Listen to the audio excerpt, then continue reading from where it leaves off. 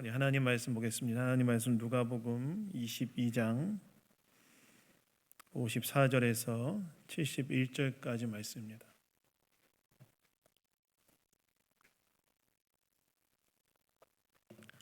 누가복음 22장 54절에서 71절까지 말씀 다 찾으셨으면 저와 교독하도록 하겠습니다. 예수를 잡아 끌고 대제사장의 집으로 들어갈새 베드로가 멀찍이 따라가니라.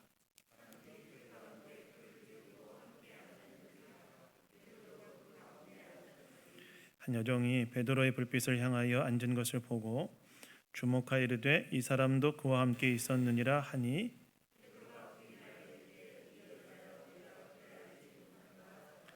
조금 후에 다른 사람이 보고 이르되 너도 그 도당이라 하거늘 베드로가 이르되 이 사람아 나는 아니로라 하더라.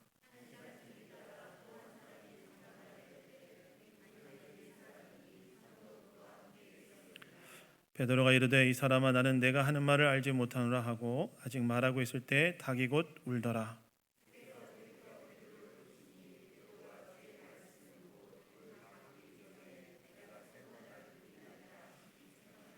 밖에 나가서 심히 통곡하니라. 그의 눈을 가리고 물어 이르되 선지자 노릇하라 너를 친 자가 누구냐 하고 날이 새매 백성의 장로들 곧 대제사장들과 서기관들이 모여서 예수를 그 공회로 끌어들여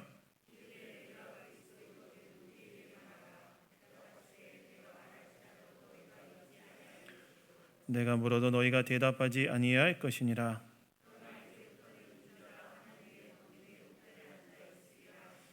다 이르되 그러면 네가 하나님의 아들이냐 대답하시되 너희들이 내가 그라고 말하고 있느니라. 그들이 이르되 어찌 더 증거를 요구하리요 우리가 친히 그 입에서 들었노라 하더라. 아멘. 아멘. 실패 앞에서란 제목으로 하나님 말씀 나누기 원합니다. 여러분 우리는 모두 예수님을 따르도록 부름받은 제자들입니다. 즉 예수님을 삶의 주인의 자리에 모시고 그분을 따르도록 부름받은 사람들이 바로 예수를 믿은 저와 여러분이라는 것입니다. 그래서 우리 유초등부 아이들이 부르는 찬양 중에 지난 수요일에도 수요예배 때 우리 불렀었는데요. 내 마음의 한 자리라는 찬양이 있어요. 아세요? 내 마음의 한 자리. 그 찬양의 가사를 보면 이런 내용이 있습니다. 내 마음의 한 자리 가장 귀한 그 자리 주오셔서 앉으소서 주님만 나의 보배. 내 마음의 한 자리 가장 귀한 그 자리 주오셔서 다스리소서 주님만 나의 영광. 이런 가사가 있습니다. 아이들이 부르는 찬양이지만 그 찬양의 가사를 보면 제자도가 무엇인가, 예수님을 따르는 제자의 삶이란 무엇인가를 우리에게 잘 가르쳐주는 가사라고 생각됩니다. 근데 우리가 이렇게 제자로 부름받고 주님을 따르는 삶을 살지만 그러나 때로 우리는 주님을 따르는 일에 실패할 때가 있어요. 제자로 부름받아서 주님을 따르는 삶을 살지만 때로 우리는 그 주님을 따르는 일에 실패하고 넘어질 때가 있다는 거예요. 그렇게 우리가 주님을 따르는 일에 실패했을 때 우리는 어떻게 해야 되는가?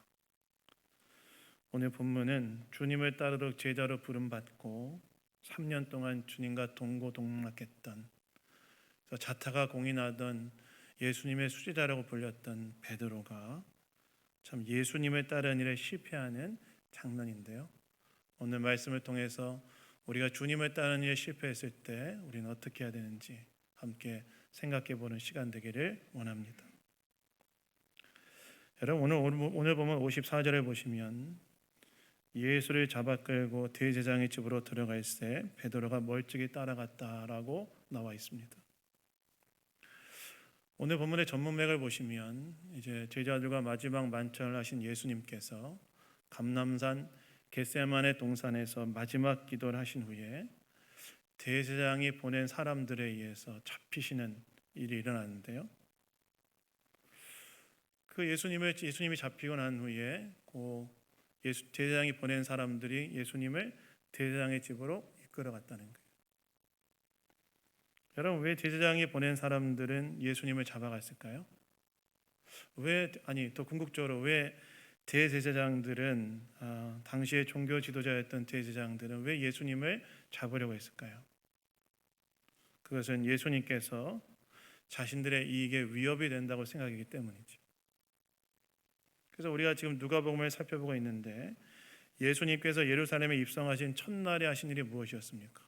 예수님이 예루살렘에 첫날 딱 입성하시고 난 후에 한 가지를 하시는데 어떤 일을 하셨죠? 성전을 정화하는 일을 하셨죠. 예루살렘 입성하고 첫 번째 예수님이 하신 일이 뭐였냐면 성전을 정화하는 일을 하셨다는 거예요. 그래서 예수님께서 성전 뜰 안에서 제사 때 쓸 동물을 판매하던 매매상과 성전 안에 통용되어지는 돈으로 일반 돈을 환전하는 환전상들을 다 쫓아내시는 그런 일을 하시는데 왜 그런 일을 하셨습니까? 이들이 제사에 들어온 제사의 성전에 사용되는 돈으로 환전해 주고 그 환전한 돈으로 제사 때 사용될 동물을 구입할 때 너무 엄청난 폭리를 취했기 때문에 그래요. 환전하면 뭐 약간의 이익만 취하면 될 텐데 엄청난 폭리를 취해서 환전해 주고 그 환전한 돈으로 동물을 살 때도 엄청난 돈을 받고 팔았기 때문에 팔았는데 근데 그들이 그런 일을 할 수 있었던 이유는 무엇이었죠? 당시 성전 권력을 가지고 있던 당대의 종교 지도자들이 그들에게로부터 뒷돈을 받고 그들의 뒤를 봐주고 있었기 때문에 그렇죠.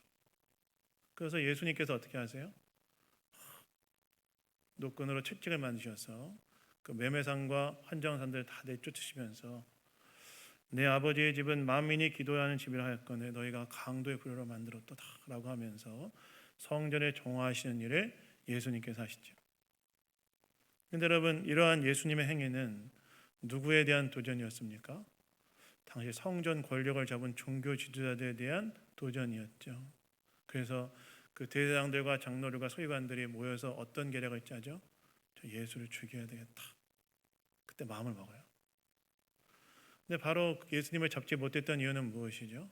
당시 예수님이 일반 유대 백성들의 광범위한 지지를 받고 있었기 때문에 명분 없이 예수님을 잡으면 그 백성들의 분노가 자신들에게 올 것을 염려해서 바로잡지 못하고 기회를 보고 있었는데 기회가 생겼죠. 어떤 기회가 생겼습니까? 예수님의 직계제자 중에 한 사람이었던 가룟 유다가 가서 예수님을 돈을 받고 팔죠. 그게 명분이 됐던 거예요.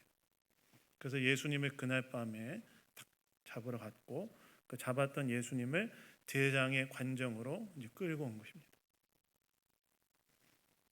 근데 그렇게 잡히신 예수님께서 사람들이 이끌려 대장의 집에 가시는데 그 예수님의 베드로가 멀찍이 따라갔다는 거예요. 가까이 따라간 것이 아니라 긴 거리를 두고 멀찍이 서서 예수님 잡혀가신 예수님의 뒤를 따라갔다는 거예요. 여러분, 사실 예수님께 잡힐 때 제자들은 다 어떻게 하지요? 같은 사건을 기록한 마태복음에 보시면 다 도망쳤다고 나와 있죠. 베드로도 도망쳤습니다.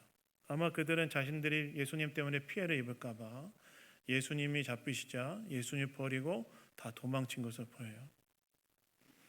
그런데 베드로는 그럼에도 불구하고 잡혀가신 예수님을 멀찍이 따라갔다는 거예요. 여러분, 베드로는 왜 예수님 따라갔을까요? 왜 예수님을 멀찍이 서서 예수님 따라갔을까요? 다 예수님 버리고 도망쳤는데 왜 베드로는 멀찍이 예수님 뒤에서 예수님을 따라갔을까요? 그래도 한 3년간 예수님을 따랐던 제자로서 지켜야 할 의의 때문에 따라갔을까요? 의리가 있잖아요. 아니면 앞에서 감옥에 갇히고 죽을지라도 예수님과 함께 하겠다고 했던 자기의 말에 책임을 지기 위해서 예수님을 따라갔을까요? 둘 다도 이유가 있겠지만 같은 사건을 기록한 마태복음에 보면 베드로가 왜 예수님을 따라가는지에 대한 이유가 나와 있는데 마태복음에 보면 뭐라고 나와 있냐면 결말을 보기 위해 따라갔다 이렇게 나와 있어요. 그러니까 예수님이 잡혀가시고 난 이후에 이 예수님이 어떻게 되실까? 이 결말을 보기 위해 따라갔다는 거예요. 그 예수님뿐만 아니라 예수님 중심으로 이 팔레스타인 전역에서 진행되었던 이 예수 운동의 결과가 어떻게 될지를 보기 위해 따라갔다는 거예요. 여러분 당시 예수님은요 팔레스타인 지역에 엄청난 그 센세이션을 일으켰던 분이셨는데 여러분 오병이어 사건을 통해 몇 명이 먹었죠? 자, 오병이어를 통해 몇 명을 먹었죠? 빵 5개와 물고기 2마리 몇 명 먹었죠? 자신 있게 얘기하시죠. 5천 남자만 5천명 먹었는데 노인과 어린이 여자까지 합하면 2만 명 먹었을 것으로 추정합니다. 근데 여러분 당시 갈릴리 인구가 몇 명인 줄 아세요? 당시 갈릴리 인구가 학자들이 추정하기로는 20만에서 30만 사이로 보는데 20만으로 치면 2만 명이 예수님이 오병이어와 물고기 2마리 오병이어로 먹었다고 하면 인구의 몇 프로가 먹은 거예요? 10%가 먹은 거예요. 10%. 이거 엄청난 사건이었어요. 우리나라도 만약에 인구의 10%라고 한다면 이게 굉장히 엄청난 숫자, 대선도 바꿔낼 수 있는 숫자 아니겠습니까? 인구 10%가. 그러니까 그게 엄청난 파급 효과를 미쳤을 거예요. 그거 먹었던 사람들, 그 먹었다는 걸 들었다는 사람들, 얼마나 갈릴리 지역에 큰 센세이션을 일으켰겠어요. 그래서 이 예수 운동이 어떻게 될지를 이 베드로가 이제 이 예수님의 이 잡히신 예수님의 마지막과 이 예수님으로부터 촉발된 예수 운동의 결말이 어떻게 될지를 보려고 따라간 거예요. 솔직히 주님이 잡히셨는데 주님의 결말이 어떻게 될까? 주님으로부터 촉발된 이 예수 운동의 결말이 어떻게 될까 보려고 아주 멀찍이 떨어져서 예수님을 들키진 않으려고 멀찍이 떨어져서 예수님을 따라간 거예요. 그래서 오늘 본문을 보시면 베드로가 이렇게 예수님 멀찍이 따라갔다가 대제사장의 집에 들어간 베드로는 그 안에 있던 사람들이 피운 불 앞에 앉아서 일이 어떻게 될지를 기다리고 있게 됐어요. 탁 추우니까 밤이었잖아요. 추우니까 사람들이 대제사장 집 뜰에 이제 불을 피워놨는데 거기 이제 몸을 녹이려고 그 불 앞에 딱 앉았다는 거예요. 그리고 기다렸다는 거예요. 예수님 재판이 어떻게 될까 기다렸다는 거예요. 근데 이렇게 베드로가 불 앞에 앉아 있을 때 이제 참 큰 일이 이제 베드로 앞에 놓이게 되는데 베드로에게 어떤 일이 발생합니까? 그 앞에 있었던 사람들이 베드로를 알아보고 베드로가 예수님과 함께 있던 자라고 막 이야기하기 시작하는데 56절에 보시면 뭐라고 나와 있죠? 한 여종이 베드로를 보고 주목하여 이르되 이 사람도 그와 함께 있었다라고 이야기하고 조금 있다가 다른 사람이 베드로를 보고 너도 그 도당이다라고 말하고 그리고 1시간 정도 후에 또 한 사람이 이는 갈릴리 사람으로 참으로 그와 함께 있었다라고 말해요. 즉 이제 예수님께서 어떻게 되실까? 이 결말을 보기 위해서 대제사장 뜰에 있는 불 앞에 앉아 있었던 베드로를 사람들이 알아보고 이 사람 예수님과 함께 있어, 예수와 함께 있는 자다. 이렇게 고발했다는 거예요. 폭로했다는 거예요. 그러자 베드로가 어떻게 반응합니까? 우리가 잘 알고 있는 것처럼 베드로가 어떻게 반응하죠? 그 예수님을 부인하는데 예수님과 함께 앉아라는 사람들의 말을 3번 다 부인하는데 누가복음에는 정확하게 나와 있지 않지만 같은 사건을 기록한 마태복음에 보시면 부인의 강도가 좀 세져요. 처음에는 일단 그냥 부인합니다. 난 모르는 사람이다. 두 번째는 맹세하고 부인해요. 난 저 사람 정말 모르는 사람이라 맹세한다. 세 번째는 저주하고 부인해요. 그러니까 예수님 저 베드로를 향해서 사람들이 예수님 아는 사람이다. 예수님과 함께 했던 사람이다 하니까 베드로가 부인하고 맹세하고 부인하고 저주하고 부인하고 예수님에 대해서 부인한 거죠. 여러분 이건 뭘 부인한 겁니까? 이것은 지난 3년 동안 함께했던 예수님과의 관계를 부인한 거죠. 사실 여러분 베드로에게 예수님 어떤 분이셨죠?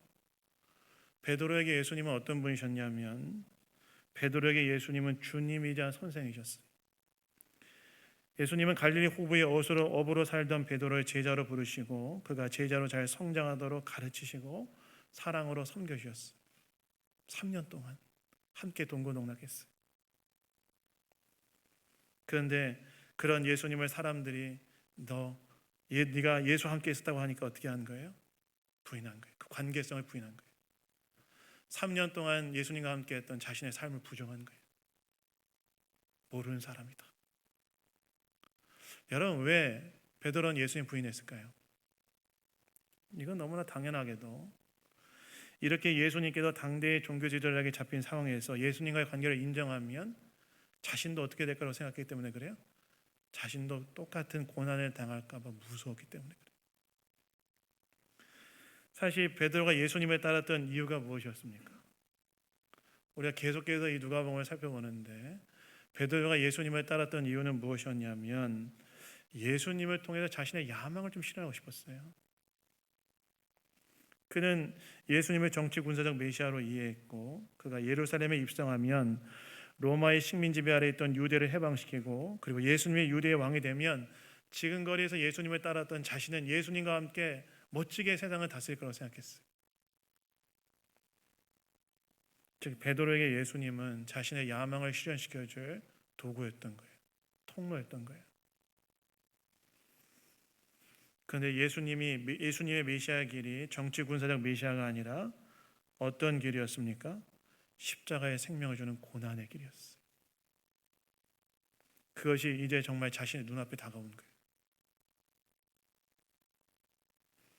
그리고 주님을 안다고 하면 자신도 예수님과 함께 고난을 당할 것이 두려워서 어떻게 하는 거예요? 예수님 부인한 거예요. 난 모른다. 즉 베드로가 예수님을 따르는데 실패한 거죠. 즉 베드로가 예수님을 따르는데 실패했던 이유가 무엇이었느냐? 그가 예수님을 따르는데 실패했던 이유는 예수님을 그가 따랐던 동기가 예수님에게 있는 것이 아니라 무엇에 있었기 때문에 그래요? 자기 이익에 있었기 때문에 그래요. 그가 예수님을 따르는데 실패했던 이유는 뭐냐? 그가 예수님을 따랐던 동기가 예수님 그분에게 있는 게 아니라 자기 이익에 있었기 때문에 그래요. 자기 이익의 문제가 딱 걸리자 어떻게 한 거예요? 예수님 때문에 내가 고난 받을 것 같다. 예수님 때문에 내가 뭔가를 손해 볼 것 같다. 그런 생각이 딱 드니까 어떻게 한 거예요? 예수님 부인해 버린 거예요. 3번이나 부인하는 거예요. 그래서 그가 예수님을 따르는 일에 실패하게 된 것입니다. 여러분, 여기에서 우리가 예수님을 따라가 실패했을 때 우리가 어떻게 해야 되는지에 대해 한 가지 얻게 된 교훈이 있죠. 무엇입니까? 우리가 예수를 따르다가 실패했을 때 우리는 어떻게 해야 되느냐? 무엇보다 먼저 내가 예수님을 따르는 동기가 무엇인지를 한번 점검해 봐야 돼. 왜 난 예수를 따르고 있는가? 무엇 때문에 예수님을 믿고 있는가? 그 동기를 한번 점검해 봐야 된다는 거예요. 다시 말해서 혹시 나도 예수를 따르는 목적이 예수님의 사랑에 대한 감사로 그분을 영화롭게 하는 것, 그분 자체가 목적이 아니라 나의 어떤 욕심, 나의 이익을 실현하기 위한 수단이자 도구로 혹시 예수님을 따르고 있는 건 아닌가 한번 생각해 봐야 된다는 거예요. 그리고 그 동기와 목적을 나의 야망이나 이익이 아닌 그분의 사랑에 대한 감사로 그분을 영화롭게 하는 것, 즉 그분 자체가 바로 그분을 따르는 목적으로 우리의 동기와 목적이 바뀌어야 된다는 거예요. 여러분 혹시 그거 아십니까? 때로 주님은 우리가 주님을 따르는 목적이 주님이 아니라 우리에게 이익일 때, 다시 말해서 주님을 나의 목적을 위한 도구로 여길 때 그 목적을 좌절시키는 경우가 있다는 거 아세요? 예수님을 따르는 목적이 나의 이익일 때 주님 때로는 그 이익을 좌절시키세요. 왜 그럴까요? 그것이 당장 아프더라도 길게 봤을 때 우리 인생을 위하여 좋은 일이기 때문에 그래요. 여러분 사실 우리 인생의 진정한 기쁨과 행복, 만족과 평안은 어디에서부터 옵니까? 여러분들의 인생의 진정한 기쁨과 행복, 만족과 평안 어디서 볼까요? 그리스도로부터 오는 거예요. 그런데 우리가 이 땅을 살아가면서 우리는 뭘 경험합니까? 좌절과 실패, 성공과 성취 이것들을 경험하고 그러면서 우리는 무엇을 깨닫게 되죠? 인생이란 성공과 성취, 실패와 좌절이 교차하는 것이 인생임을 깨닫게 되죠. 물론 우리는 우리 인생을 최선을 다해 살아야 됩니다. 그러나 우리가 살면 살수록 깨닫는 것이 우리 인생의 진정한 기쁨과 만족, 평안과 행복을 상황과 환경에 두면 하루에도 수백 번, 수천 번 그것이 널뛰기 하듯 변한다는 것을 알게 되죠. 그렇다면 우리는 어디에 우리 인생의 진정한 기쁨과 평안, 만족과 행복을 두어야 하는가? 그리스도 그분께 두는 거예요. 왜 거기에 둬야 됩니까? 그때 우리는 어떤 순간에도 내 삶을 주관하시고 사랑으로 주님 붙들고 계시다는 믿음으로 삶을 긍정하며 앞으로 나갈 수 있는 힘을 얻을 수 있기 때문에 그래요. 근데 주님은 그것을 깨닫도록 하게 하기 위해서 때로 우리의 이익을 위해 주님을 따를 때 좌절시키기도 하신다는 거예요. 그래서 여러분, 우리가 주님을 따르다가 실패했을 때 한번 우리는 동기를 돌아봐야 돼요. 나는 왜 예수를 따르고 있는가? 나의 목적을 위해 주님을 이용하는 것인가? 아니면 주님의 영광, 그분 자체가 바로 내가 주님을 따르는 동기이자 목적인지를 돌아봐야 된다는 거예요. 그래서 그것을 바로 딱 세워야 됩니다. 저는 20대 중반부터 사역을 시작했는데요. 첫 번째 텀에서 사역 기간에서 사역을 완전 실패했습니다. 되게 열심히 했는데 실패했어요. 그런 얘기 들어보셨어요? 사역을 말아먹었다 이런 얘기 들어보셨어요? 완전 실패했어요. 그리고 실패하고 난 후 다시 주님이 저를 사역자로 부르시는 것을 경험한 후에 제가 그 실패의 경험에서 많은 걸 깨닫게 되는데 그 중에 하나가 내가 정말 열심히 사역을 했던 동기를 돌아보게 되더라고요. 나 왜 이렇게 열심히 했나? 정말 주님의 영광을 위한 것이었는가? 물론 거기에는 주님을 향한 사랑과 충성도 있었지만 한편으로는 나의 영광에 대한 욕심도 있었다는 걸 알게 됐어요. 잘 돼가지고 드러내고 싶었던 거예요, 나를. 그래서 그때 제가 하나님 앞에 정말 많이 회개했습니다. 그래서 여러분, 우리가 주님을 따르는데 실패했을 때 내가 주님을 따르는 동기가 무엇인지 한번 돌아보시고, 그리고 정말 이익이 아니라 주님의 영광, 나를 사랑하시는 주님, 그분의 영광을 내가 주님을 따르는 근본적인 동기이자 목적으로 삼으시는 이 자리는 모든 성도님들 다 되시기를 예수님 이름으로 축원합니다. 두 번째는 주님을 따르는데 실패했을 때 우리를 긍휼과 자비의 눈으로 바라보시는 주님의 눈을 보라는 거예요. 여러분, 이렇게 베드로가 자신이 예수님처럼 고난당할까 봐 두려워서 예수님을 부인하는데 세 번째 예수님을 부인하는 순간 어떤 일이 일어났다고 나와 있습니까? 우리 60절부터 62절 한번 다 같이 한번 읽어보도록 하겠습니다. 읽겠습니다. 시작. 베드로가 이르되 이 사람아 닭이 곧 울더라. 주께서 돌이켜 베드로를 보시니 베드로가 주의 말씀 곧 오늘 닭 울기 전에 내가 세 번 나를 부인하리라 하심이 생각나서 밖에 나가서 심히 통곡하니라. 베드로가 세 번째 예수님 딱 부인하고 있을 때 어떤 일이 일어났다고 나와 있습니까? 닭이 울고 주님이 딱 돌이켜서 예수님을 부인하고 있는 베드로를 봤다는 거예요. 아마 베드로는 자기를 딱 돌이켜보는 예수님의 눈을 봤을 거예요. 이거 누가복음에 나오는 기록인데 봤을 거예요. 그리고 그 예수님을 본 베드로가 어떻게 반응했다고 나옵니까? 주의 말씀 곧 닭이 울기 전에 세 번 나를 부인하심이 생각나서 밖에 나가 심히 통곡했다고 나와 있어요. 근데 제가 이 말씀을 준비하는데 궁금한 게 하나 있었어요. 그게 무엇이었냐면 예수님께서 베드로가 예수님 부인할 때 탁 돌이켜 베드로를 보는데 그때 베드로를 보셨던 예수님의 눈빛이 어땠을까? 이게 다 궁금했어요. 주님 봤잖아요. 제가 지금 세 번째 날 부인하고 있어요. 마지막엔 저주하면서 부인하고 있어요. 근데 그때 딱 돌이켜 베드로를 보는데 베드로가 봤던 그 예수님의 눈빛이 무엇일까가 되게 궁금했어요. 사실 우리는 일반적으로 생각할 때 자신을 부인하는 베드로에 대해 혹시 그렇게 나와 함께 죽겠다고 하더니 호언장담하더니만 결국 결과가 이런 거냐? 라고 하면서 꼴 좋게 됐다. 비난과 정죄의 눈빛으로 보지 않았을까 하는 생각이 드는데요. 정말 그런 걸 보였을까요? 예수님이 정말 자기를 세 번째 부인하고 있는 베드로를 딱 보면서 그래, 너 그럴 줄 알았다. 나를 죽겠다고 하더니만 이렇게 날 저주하고 부인하냐? 비난과 정죄의 눈으로 보였을까요? 아니었을 거예요. 왜요? 사실 예수님은 이미 베드로가 자신을 부인할 거 알고 있었어요. 그리고 22장 31절과 32절에 보시면 그 베드로를 위해서 예수님은 기도까지 하세요. 내가 너를 위해 기도까지 해. 내가 너를 기도한다. 이것은 무엇을 말합니까? 그렇게 자신을 배신할, 부인할 베드로까지 사랑하셨다는 거예요. 그래서 이건 뭘 말하냐? 자신을 부인하고 있는 베드로를 쳐다보는 예수님의 눈빛은 비난과 정죄의 눈빛이 아니라 아마 긍휼과 자비의 눈으로 보였을 거예요.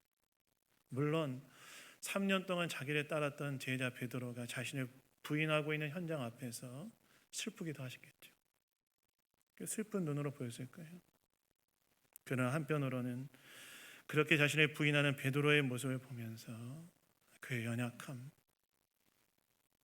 그의 한계를 바라보시면서 긍휼의 눈으로 그래 보였을 거예요. 그러니까 그 눈빛을 딱 보니까 자기가 지금 세 번째 예수님을 부인하고 있는데, 예수님을 저주하면서 부인하고 있는데 자기를 쳐다본 예수님의 눈빛이 어때요? 너무나 슬픈 눈빛과 그럼에도 불구하고 자기에 대한 사랑을 철회하지 않은 것 같은 긍휼의 눈으로 자기를 딱 보니까 어떻게 된 거예요? 퍼뜩 주님의 말씀이 생각나면서 나가서 통곡한 거예요. 아마 그의 통곡에는 자신을 사랑해 주셨던 예수님을 온전히 따르지 못한 것에 대한 죄송함, 그럼에도 불구하고 그런 자신을 여전히 긍휼의 눈으로 보시고 계신 것으로 인한 민망함, 그리고 주님을 따르는 데 실패했던 자신에 대한 자책감이 담겨져 있는 통곡이었을 거예요. 그리고 이것은 주님을 따르는 데 실패한 그가 다시 회복되는 데 있어 중요한 출발점이 되었을 것입니다. 즉 베드로가 실패의 자리에서 회복의 자리로 나가게 된 것은 그 실패의 자리에서 그를 긍휼의 눈으로 바라보는 주님의 눈과 마주침으로, 주님을 따르는데 실패했던 그 베드로, 주님을 부인하고 있는 베드로, 그 베드로에게 비난과 정죄의 눈이 아니라 슬픔과 긍휼의 눈으로 그를 보고 있는 예수님의 눈빛, 그 딱 보는 순간 그 안에서 그가 정말 다시 주님을 따르는데 그가 회복되어지는 중요한 출발점이 됐다는 거예요. 그래서 여러분, 우리가 주님을 따르다가 실패했을 때 우리는 어떻게 해야 되느냐? 비난과 정죄의 눈이 아니라 자비와 긍휼의 눈으로, 그런 우리를 그런 눈으로 보고 계신 주님의 눈을 좀 봐야 돼요. 내가 주님을 따르다가 주님을 열심히 섬기다가 실패했어요. 넘어졌어요. 그런데 그런 우리를 비난과 정죄의 눈이 아니라 긍휼과 자비의 눈으로 우리를 바라보시는 주님의 눈을 봐야 된다는 거예요. 그리고 그런 나를 회복시키는 주님을 기억해야 된다는 거예요. 바로 거기가 우리가 회복된 자리라는 거예요. 제가 전에 30대 초반에 한 40대 중반 넘어간 어떤 남자분을 만나서 이야기한 적이 있었는데, 이분은 청년 때 열심히 신앙생활 했는데 하셨는데 이제 막 한동안 이제 30대 넘어가면서 신앙생활로 다 내려놓고 관계로 다 끊고 살았던 분이었어요. 근데 다시 이제 좀 시작해 보려고 하는 분이었어요. 그러니까 청년 때 열심히 신앙했다가 어느 순간 그냥 모든 관계를 다 버리고 신앙생활도 버리고 사셨다가 한 10몇 년을 샀다가 다시 이제 신앙생활을 하려고 하신 분이었어요. 왜 그렇게 하셨는데 사연을 들어보니까 이분이 집이 갑자기 너무 어려워진 거예요. 자기가 그걸 다 책임져야 되는 상황이 된 거예요. 그래서 이분이 어떻게 하냐, 정말 들어보니까 죽지 않을 만큼만 자고 일하셨더라고요. 죽지 않을 만큼만 자고 일하신 거예요. 그래서 좀 삶이 좀 안정되자 주님 생각나서 다시 나오신 거예요.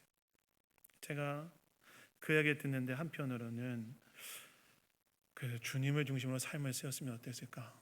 이런 생각이 들면서 동시에 그럼에도 불구하고 그렇게 주님께 나온 이분을 주님이 어떻게 보실까 생각이 들었어요.